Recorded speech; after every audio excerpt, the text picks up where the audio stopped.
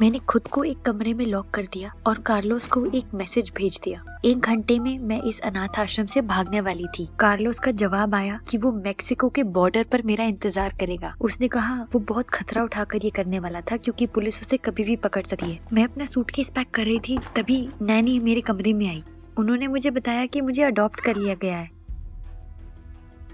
और मैं अभी अपने नए परिवार से मिलने जाने वाली थी। 5 मिनट के बाद हम अनाथ आश्रम के बाहर गए।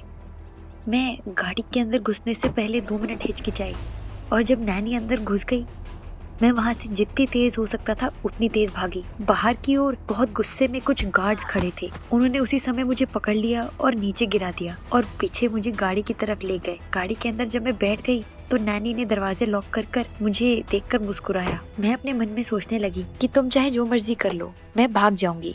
पूरा रास्ता वो मुझे सुनाती रही कि मैं कितनी लकी हूँ कि मुझे ऐसा परिवार मिला, क्योंकि मुझ जैसी बदतमीज लड़कियों को घर नहीं मिलते और मेरे नए माँ बाप बहुत अच्छे लोग हैं।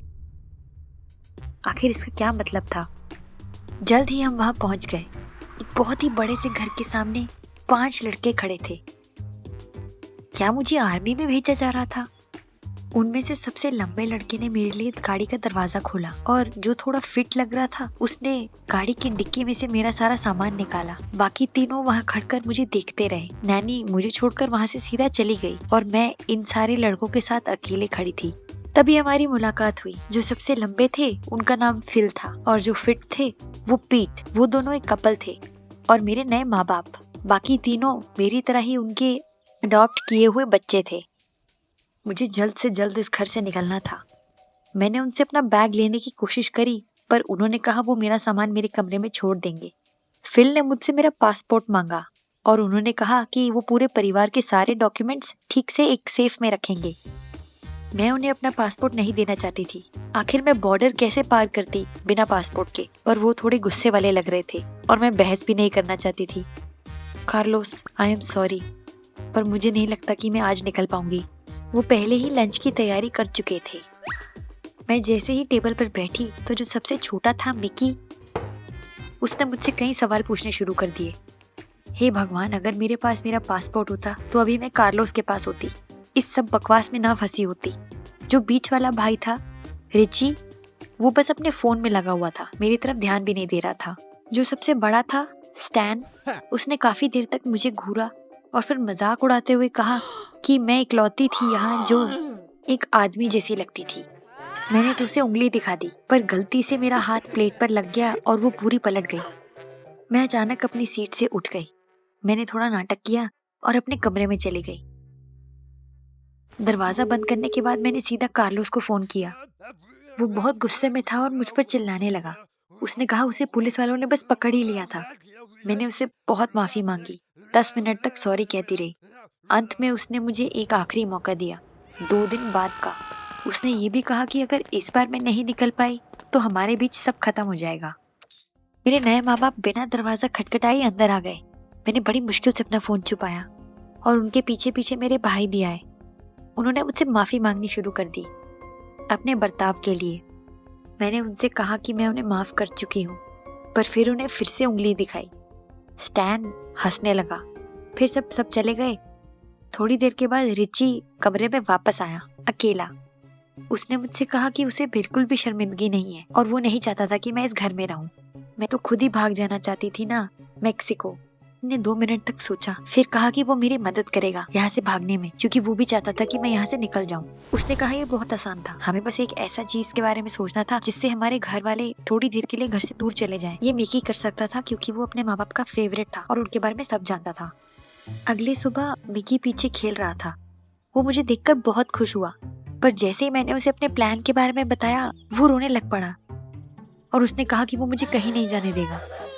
मैंने उसे गले लगाने की कोशिश करी, पर वो पीछे हट गया।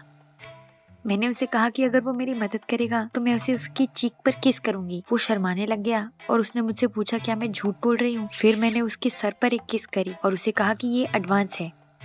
उसने हार कर कहा कि उसके माँ बाप एक कॉन्सर्ट पर जाना चाहते थे जो इस हफ्ते होने वाला था, पर टिकट सोल्ड आउट थी। मैंने उन्हें लंच टाइम पर नकली टिकट्स दे दी। वो तो बहुत खुश हो गए। सब कुछ ठीक ठाक जा रहा था। सबसे बड़ा स्टैन चुप करके बैठा था, मुझे देख ही जा रहा था। लंच के बाद उसने मुझे मेरी बाजू से पकड़कर सीढ़ियों के पास खींच लिया। बड़े गुस्से में उसने मुझसे पूछा कि क्या चल रहा है। वो इतना बड़ा था और मेरे इतने पास था कि मैं 2 सेकंड के लिए घबरा गई। मैं कुछ नहीं कह पाई, पर उसने मुझसे जवाब जबरदस्ती मांगा। वो कहने लगा कि वो जानता है कि मैं कुछ तो प्लान कर रही थी। किसी वजह से मैं उससे सच नहीं कह पाई। मैं उसे नहीं बता पाई कि मैं अपने बॉयफ्रेंड के पास भाग कर जाना चाहती हूँ। मैंने उसे झूठ कह दिया कि मेरा एक दोस्त है जो बहुत बीमार है मैक्सिको में और मैं उसके पास जाने वाली हूँ। अचानक स्टैन काफी भावुक हो गया। उसने कहा कि उसका भी एक काफी अच्छा दोस्त था जो हाल ही में अब नहीं रहा और स्टैन उससे मिल भी नहीं पाया। तो उसने मुझसे वादा किया कि वो मेरी मदद करेगा। हमारे माँ बाप के निकलने से पहले मुझे अपना पासपोर्ट निकालना था। रिची ने कहा कि वो उनके ऑफिस के सेफ के अंदर है, पर उसे कोड नहीं पता था। यहाँ स्टैन काम आया। वो सबसे बड़ा था तो उसे सेफ का पासवर्ड पता था। शाम को सब सोने के लिए तैयार हो रहे थे, तभी मैं अपने माँ बाप के ऑफिस में चुपके से घुस गई। जैसे ही मैंने कोड का पहला नंबर डाला, मुझे पैरों की आवाज आने लगी। कोई अंदर आने वाला था। मैं कोई छुपने की जगह ढूंढ ही रही थी, तभी मुझे स्टैन की आवाज सुनाई दी। वो जानबूझकर उन्हें वहां रोकने की कोशिश कर रहा था। मैं सेफ की तरफ भाग कर गई और मैंने कोड डाल दिया। सेफ खुल गया। मैंने अपना पासपोर्ट उठाया और उस कमरे से चुपके से निकल गई। मैंने ये कर दिखाया था। मुझे तो यकीन ही नहीं हो रहा था। मैं बहुत जल्द ही कार्लोस के पास होने वाली थी। शाम को मैंने सबको अपने कमरे में इकट्ठा किया। हमें ये फैसला करना था कि मैं बॉर्डर तक कैसे पहुंचने वाली हूँ। स्टैन ने कहा कि वो अपने किसी दोस्त से गाड़ी बोरो कर लेगा और मुझे छोड़ आएगा। मिकी स्टैन की नकल करने लग गया। क्या वो जल रहा था? क्या बकवास है। स्टैन वैसे था तो काफी स्मार्ट और थोड़ा केयरिंग और हैंडसम भी। मैंने ये सारे ख्याल रोक दिए और उन सबको कहा कि मैं सोने लगी हूँ। आखिर हमें कल सुबह के लिए हिम्मत चाहिए थी। अगली सुबह हमारे माँ बाप जल्दी ही निकल गए कॉन्सर्ट के लिए। बस 1 घंटा दूर थी मैक्सिको के लिए जो निकलने वाली थी। मैं बहुत डरी हुई थी, बार बार घड़ी की तरफ देख रही थी क्योंकि स्टैन मिल नहीं रहा था। हमें गाड़ी का हॉर्न जैसे ही सुनाई दिया, हम बाहर भाग कर गए। स्टैन ने कहा कि उसके दोस्त ने गाड़ी देने से मना कर दिया, तो उसे भी गाड़ी चुरा कर लानी पड़ी। मैंने उसे कहा कि अगर हम 5 मिनट में नहीं निकले तो हम बहुत लेट हो जाएंगे। रिची ने मुझसे कहा कि मैं एक अच्छी लड़की हूँ। तभी मिकी ने मुझे गले लगाया और मुझसे कहने लगा कि मैं अपने पासपोर्ट के बिना कहीं नहीं जा सकती। इसका क्या मतलब है? तभी उसने डस्टबिन की तरफ इशारा किया। मेरा पासपोर्ट वहाँ छोटे छोटे टुकड़ों में फटा हुआ पड़ा था। अब मैं कैसे जाऊंगी मैक्सिको? मुझे कुछ समझ नहीं आ रहा था। मैं इतनी परेशान हो गई कि मेरी आंखों में आंसू आ गए। रिची ने तभी अपना फोन निकाला और मुझसे कहने लगा कि उसे एक ऐसा पॉइंट पता है जहाँ डॉक्यूमेंट्स चेक नहीं होते और बस 10 मिनट में निकलने वाली है। मैं उसी समय गाड़ी में घुस गई और मैंने बहुत तेज गाड़ी चलाई, जैसे पहले कभी नहीं चलाई। हम समय पर पहुंच गए और बस स्टॉप पर स्टैन ने मुझे गले लगाया इतनी जोर से कि 1 सेकंड के लिए तो मुझे सांस ही नहीं आई। तभी मुझे कार्लोस का फोन आया।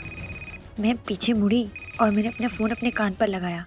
उसने मुझसे कहा कि वो मेरा इंतजार कर रहा है और मैं कहाँ पहुंची। शायद स्टैन को भी सारी आवाज सुनाई दे रही थी। मैंने कार्लोस को कोई जवाब नहीं दिया और फोन काट दिया। मैं मुड़ी और स्टैन से कहने लगी, पर इससे पहले कि मैं कुछ कहती, उसका चेहरा देखकर मैं समझ गई थी कि वो भी सब जानता है।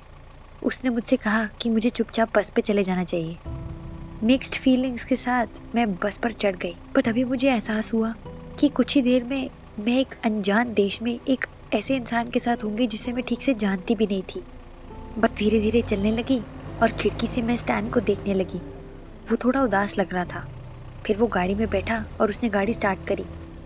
तभी मैं चिल्लाई।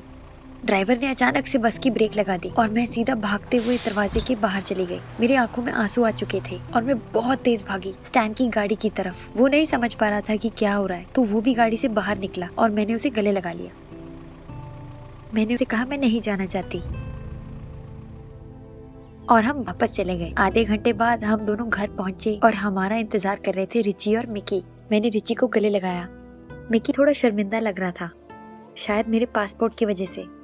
मैं उसके पास गई और मैंने उसे कहा कि जब तुम बड़े हो जाओगे तुम सब समझ जाओगे। तुम दुनिया के सबसे प्यारे छोटे भाई हो। हम सबने एक दूसरे को गले लगाया और तभी हमारे दोनों पिता घर के अंदर आए।